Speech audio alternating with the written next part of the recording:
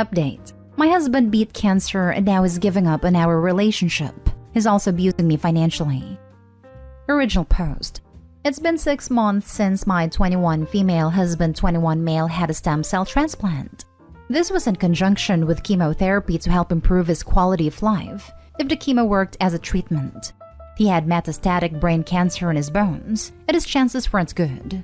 He still has to worry about the cancer coming back in the future, but the treatment did work, and now he's back to normal life.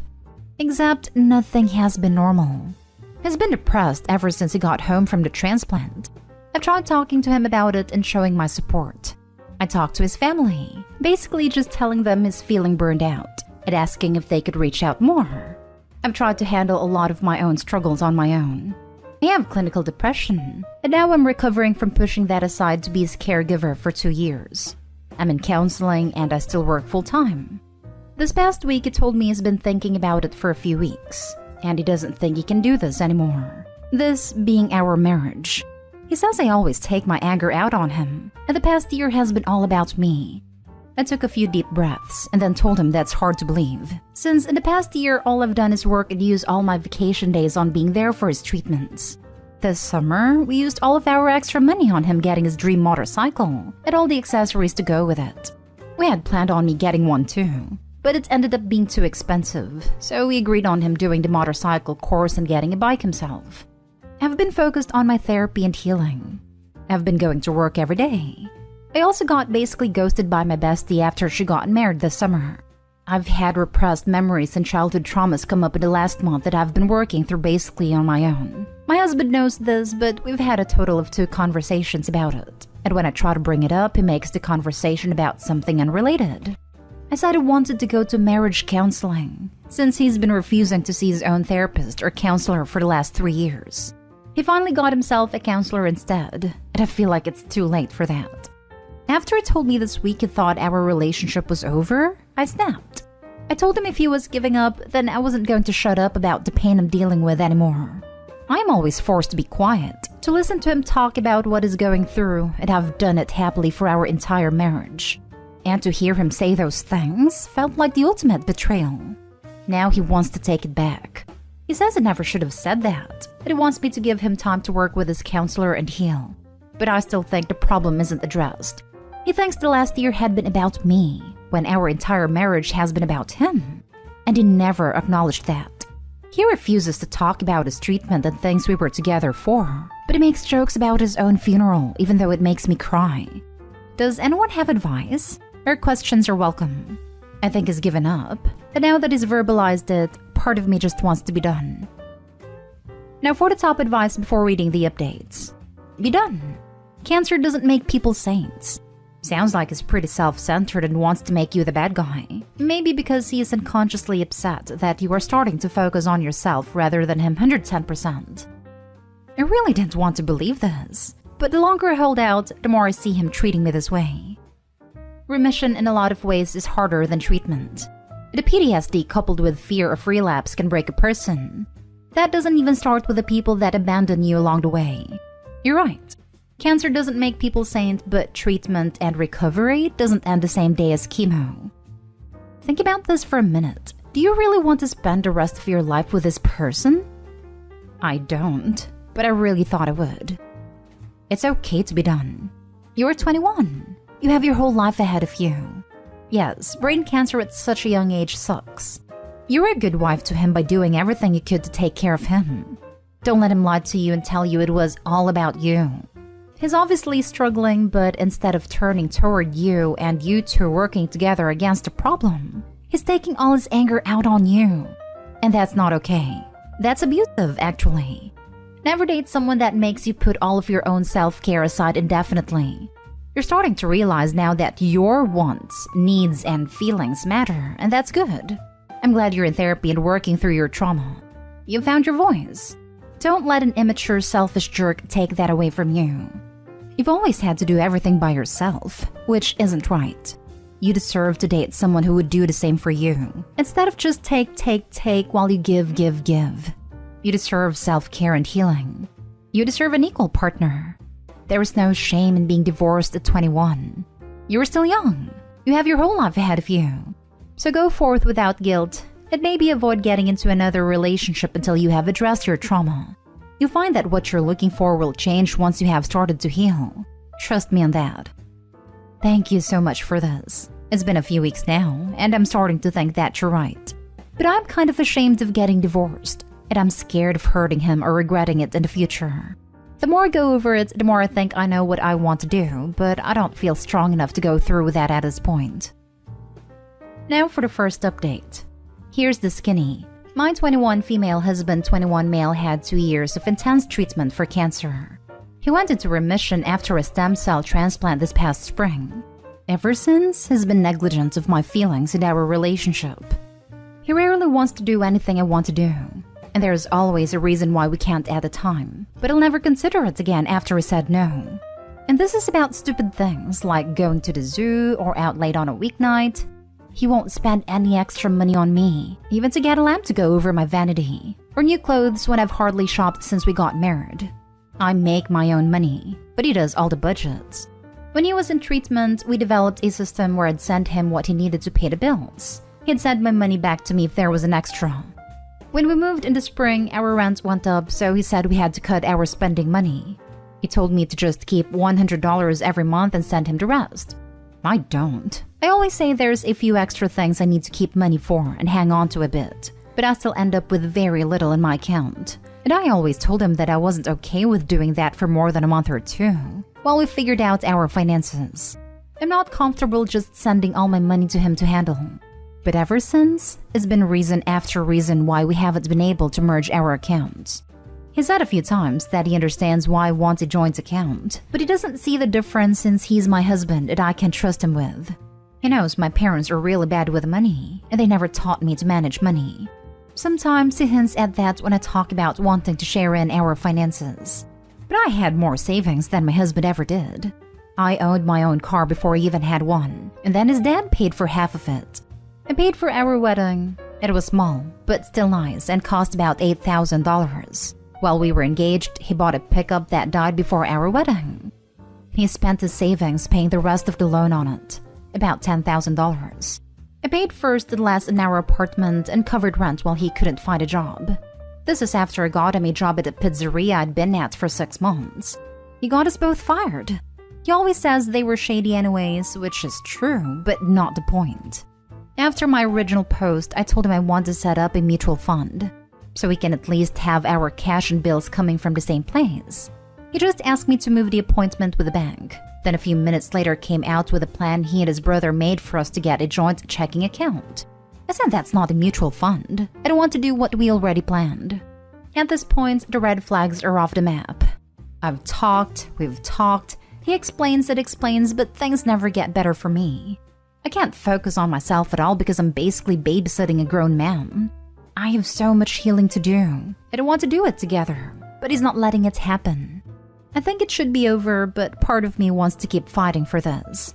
After everything, I just want this to work so bad. Could this possibly be salvageable? If not, how do I pick myself up enough to face that fact?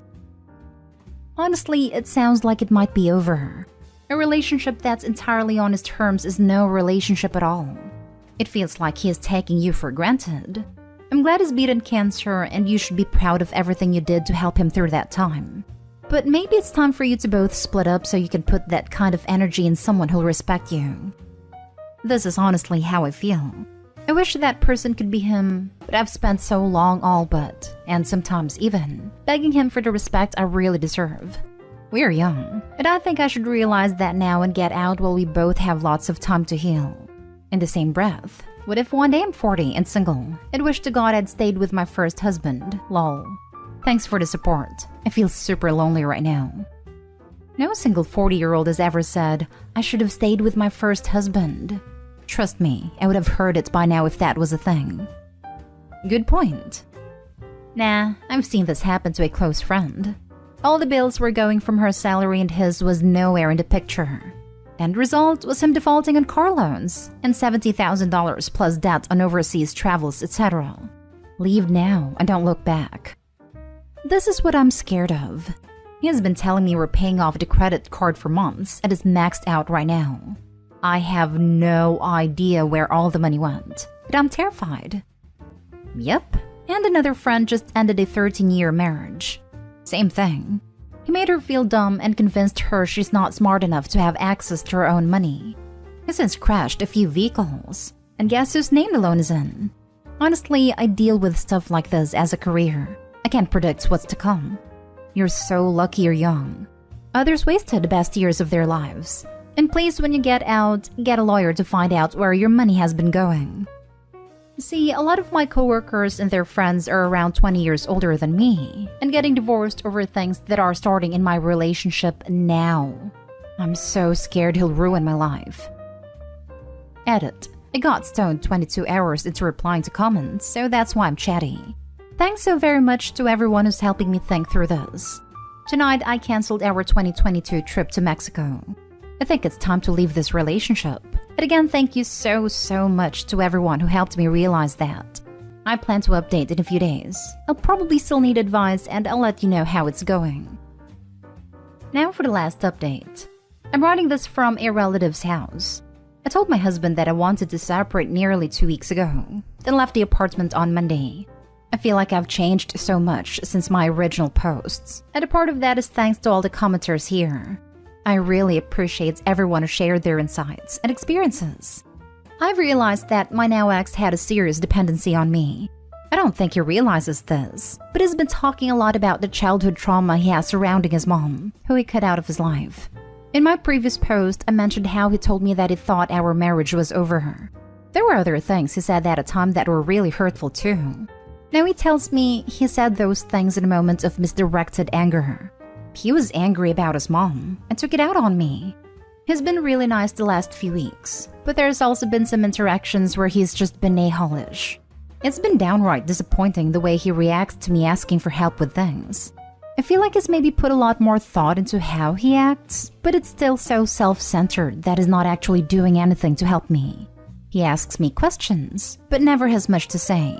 Until today when he asked if I had thought about how he's felt going through cancer, and if I meant my vows, and how was I just going to give up on us when he never has.